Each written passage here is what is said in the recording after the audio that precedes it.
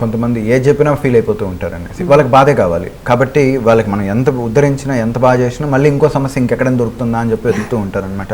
అదొక ఆనందం, ఎంత బాధలు ఉంటే అంత ఆనందం అనమాట. అంటే వాళ్ళని ఏ విధంగా అంటే ప్రపంచం గుర్తించి, అమ్మ నీకు ఎన్ని ప్రాబ్లంలు తల్లి అని చెప్పి అది అనగానే ఏదో నోబెల్ ప్రైజ్ సాధించుకున్నంత గొప్పగా ఫీల్ అయిపోతూ ఉంటారు అనమాట. వాళ్ళు ఇంకా అదే పనికి డబ్బా వేసుకుంటూ ఉంటారు అందరికీ. సరే, నీ ప్రాబ్లం నువ్వు చెప్పడం వల్ల నీకేమైనా చేంజ్ అయిపోతుందా? ప్రాబ్లం ఏమైనా సాల్వ్ అవుతుందా? అవతల వాళ్ళు చెప్పిందని నువ్వేమైనా వింటున్నావా? నీ అంతరాత్మ ప్రతి క్షణం నీకు బోధిస్తూ ఉంది, దాన్ని ఏమైనా చేస్తామా? లేదండి. ఈ బాధపడే వాళ్ళు ఉంటారు చూడండి, చాలా గొప్ప వాళ్ళు అని నిజంగా చెప్పాలి అని అంటే, బై గాడ్స్ గ్రేస్ నా దగ్గరకు వచ్చే వాళ్ళందరూ ఒకసారికే మ్యాక్సిమం ఫిల్టర్ అయిపోతూ ఉన్నారు. కాబట్టి నాకు ప్రాబ్లం తప్పట్లేదు, కానీ అంటే సంతోషంగా ఉంది. కానీ అంటే నేను బాధను ఎక్కువ కోరుకున్నాను, నేను సంతోషాన్ని కోరుకుంటున్నాను. కాబట్టి బహుశా నాకు అంత సంతోషకరమైనటువంటి ప్రపంచమే వస్తుంది. వాళ్ళు ఆటోమేటిక్గా చేంజ్ అయిపోతున్నారు. ఇక్కడ ఏమైపోయింది అని అంటే, చిన్నప్పటి నుంచి నేను చాలా ఎపిసోడ్స్లో చెప్పాను, బాధ ఎందుకు మనకి ఇంట్రెస్ట్ ఎక్కువగా మనం బాగా లైక్ చేస్తాము అనేది అటెన్షన్ కోసం అనమాట. ఇతరుల ప్రేమను మనం పొందాలి అనే ఒక ఉద్దేశంతో ఈ క్షుద్రపూరితమైనటువంటి ప్రేమ విధానాన్ని ఎంచుకుంటాం. అదే బాధ. అంటే నేను కనుక బాధలో ఉన్నానంటే నన్ను ఎక్కువ మంది ఆప్యాయతతో చూస్తారు, నన్ను ఎక్కువ ఓదారుస్తారండి. అది అవసరం లేదు మనకి. ఓదార్పులు అవసరం లేదు, ఎవరో ఒకరి ఓదార్పు మనకు అవసరం లేదు. నీకు నువ్వే ఓదార్పు, నీకు నువ్వే బలం, నీకు నువ్వే సాధించుకున్నప్పుడు వీళ్ళందరూ ఉంటారు, వీళ్ళందరూ ఓదారుస్తారని చెప్పేసి వచ్చావా నువ్వు భూమి మీదకి? కాదు కదా, నీకోసం నువ్వు పుట్టుకొని వచ్చావు.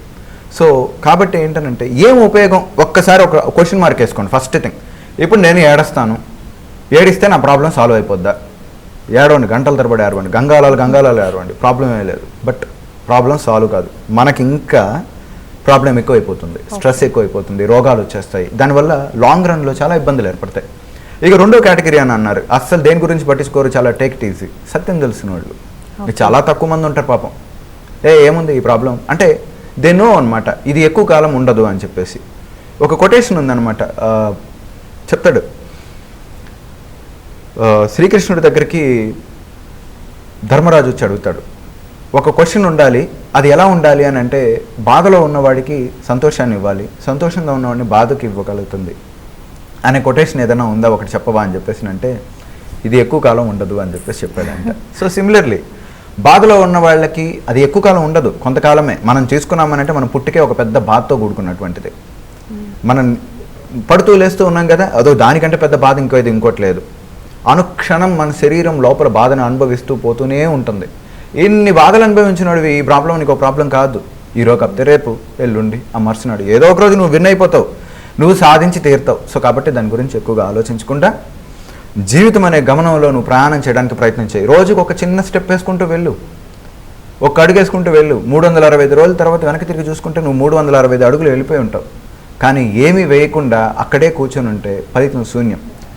ఒక కొటేషన్ ఉంది, చిన్న చీమైన అడుగులో అడుగు వేసుకుంటూ ఉంటే కొన్ని రోజులకి అది మైళ్ళ కిలోమీటర్లు వెళ్ళగలుగుతుంది. ఎంత బలవంతుడైనటువంటి గరుత్మంతుడైనా సరే, అయ్యో నా వల్ల కాదు అని చెప్పేసి కనుక ఒక దగ్గర కూర్చున్నాడు అని అనుకోండి, అతను ఎగరడం కాదు కదా, కనీసం ఏమీ సాధించలేడు. సో కుందేలు తాబేలు కథ ఉంది కదా, సో సేమ్ అట్లాగనమాట.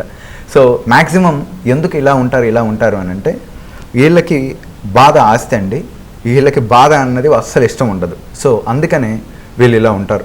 నిజంగా చెప్పాలి అని అంటే, ఈ రెండవ కేటగిరీ ఉంది చూడండి, ఎప్పుడు ఫ్రీగా హ్యాపీగా సంతోషంగా ఉండేవాళ్ళు, దట్స్ రియలీ గుడ్ లైఫ్. చాలా అద్భుతమైనటువంటి జీవితం. వాళ్ళ వల్ల ఎవరికి నష్టం ఉండదు, వాళ్ళకి జీవితం నష్టం ఉండదు. ఈ బాధపడే వాళ్ళు ఉన్నారు చూశారు, ఇది విషం.